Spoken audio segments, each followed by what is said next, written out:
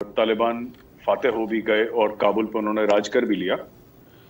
तो ये दूसरे किस्म का तालिबान है। तालिबान ने 20 साल जो ये गुफाओं में रहे हैं, जंगलों में रहे हैं, सहराओं में रहे हैं, तो तालिबान ने कुछ ना कुछ तो सबक सीखा है।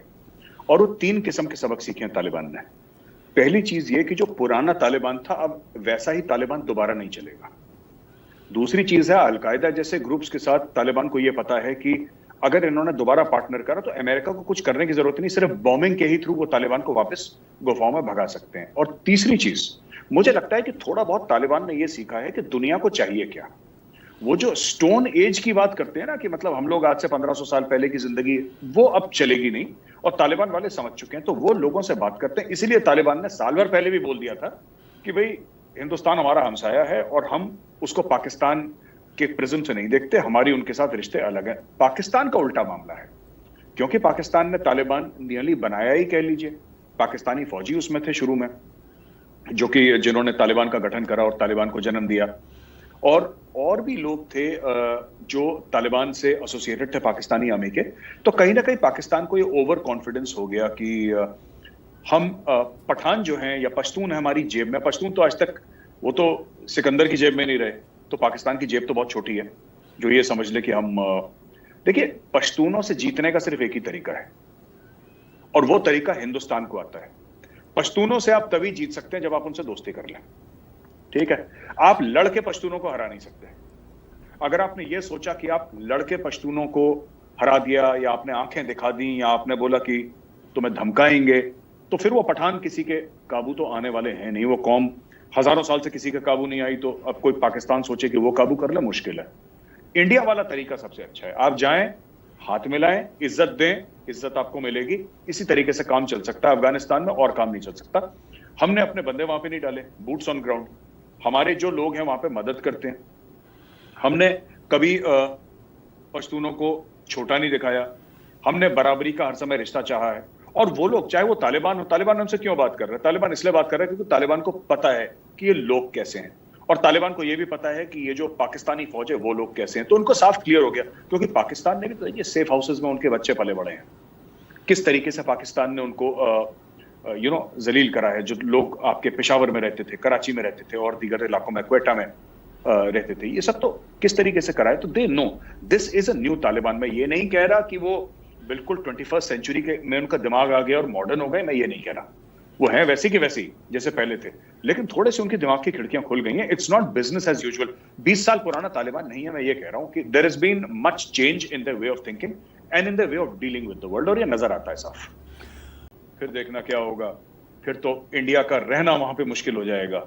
इंडिया के कॉन्सुलेट्स बंद हो जाएंगे और मार मार के हिंदुस्तानियों को भगाएंगे। उन्होंने पहले, ये एक खास एक पाकिस्तानी जहनियत है, गेम खत्म होने से पहले अपनी फतेह डिक्लेयर कर देना, हम जीत गए। ये पहले ही बोल देते हैं कि हम जीत गए। ये दिवाली होने के 4-5 दिन पहले ही दिवाली मना लेते हैं, ये सोच के कि वो तो होने ही वाली है, चलो मना लेते हैं। They don't realise that geopolitics and foreign affairs, national security का पैराडाइम है, does not work like that. ये टेस्ट मैच है सर, ये 2020 का मैच नहीं है, टेस्ट मैच है। जब तक आखिरी गेंद नहीं बॉल होती, आपको नहीं पता कि कौन जीता कौन हारा। तो पाकिस्तान बड़ा सदमे, क्योंकि अटैक्स हो रहे हैं इनके ऊपर। हर रोज पाकिस्तानियों के फौजी मारे जा रहे हैं। ये कौन है? ये जो कहते हैं ना कि तहरीक तालिबान पाकिस्तान, इंडिया ने, रॉ ने और ये सब ने पाल रखी है, वो छोड़ दीजिए। इनको तालिबान वाले, जो इनके तालिबान है, वो ठोकेंगे इनको। अभी आप देखिएगा ये होने वाला है। क्योंकि सिंपल सी, इसमें 2-3 चीजें हैं ताहिर साहब, अगर आपकी इजाजत हो तो मैं समझाऊं। देखिए, पहली चीज, जो ये पश्तूनों के ऊपर जुल्म कर रहे हैं, जो पाकिस्तान के अंदर पश्तून है, उनकी रिश्तेदारी अफगानिस्तान में है। ठीक हो गया। आप उसमें मैं 2-3 लीडर्स के नाम लूंगा, जेल में भी डाल दिया इन्होंने ना, मोहसिन दावर को, अली वजीर को, इन्होंने जेल में।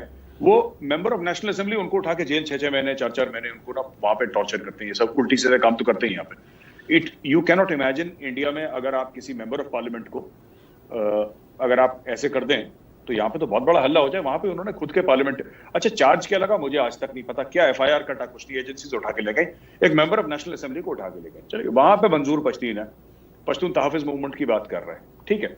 मैं तो सिर्फ एक चीज ये कह रहा हूं ताहिर साहब की, मंजूर पश्तीन भी जो एक पीसफुल एजिटेशन लीड कर रहा है अगेंस्ट द अथॉरिटीज, वो पाकिस्तान से ये नहीं कह रहा कि मुझे अलहदा होना है पाकिस्तान से।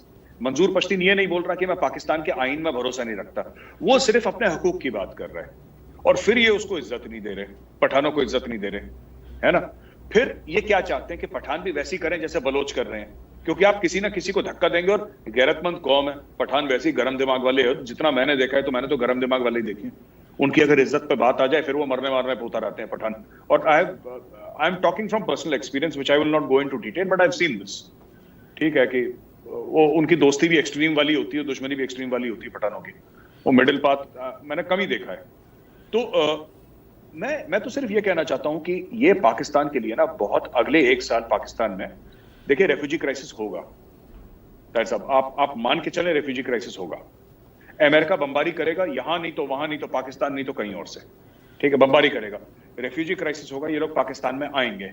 आप पाकिस्तान में आने से रोक नहीं सकते। और वही पाकिस्तान में जो 1989 के बाद हुआ था, वही दोबारा गन कल्चर, कालिशनिकोव कल्चर, ड्रग्स, ये फिर होने वाला है। ये it will spiral out of control. और आप ईरान के जैसे नहीं कर सकते ना। ईरान ने जैसे बीच डेजर्ट के बीच में फेंस लगा दिया, बोला कि सब लोग इधर नहीं, इनके रिश्तेदार हैं वहां पे। ये वही कौम है जो यहाँ पे वहां पे। और ड्यूरेंट लाइन को वैसे ही पठान मानते नहीं है। ये तालिबान तो रोज तोड़ते रहते हैं ड्यूरेंट लाइन में, जो इन्होंने तारबंदी कर रखी है पाकिस्तानियों ने, रोज तोड़ते रहते हैं बीच में से। मैंने वीडियो भी पोस्ट करा था एक साल पहले शायद, और 8-10 महीने पहले मैंने ट्विटर पे वीडियो भी डाला था, जिसमें वो लोग, या फेसबुक पे डाला था, कहीं ना कहीं डाला था, कि where they were breaking that wire and the fencing. तो वो तो मानते नहीं, और तालिबान भी नहीं मानते। तो जो बेसिक चीज है, देखिए, आप अगर ड्यूरेंट लाइन को हटा दें, ठीक है तार साहब, अगर आप एक बार ये समझ लें कि जो तालिबान कह रहा है कि हम ड्यूरेंट लाइन को नहीं मानते, इसका मतलब आप डायरेक्टली पाकिस्तान की सोवरेनिटी पे अटैक कर रहे हैं। क्योंकि वो तो कहते हैं कि पेशावर ग्रेटर अफगानिस्तान का हिस्सा है।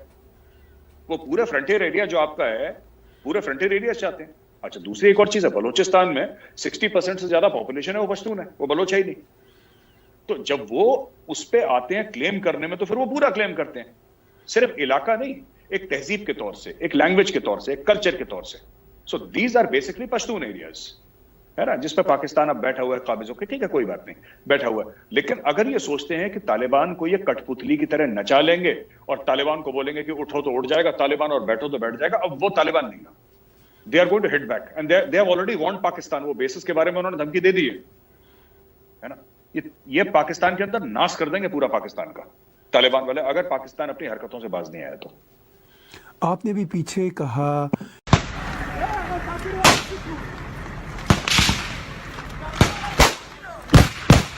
शर्मला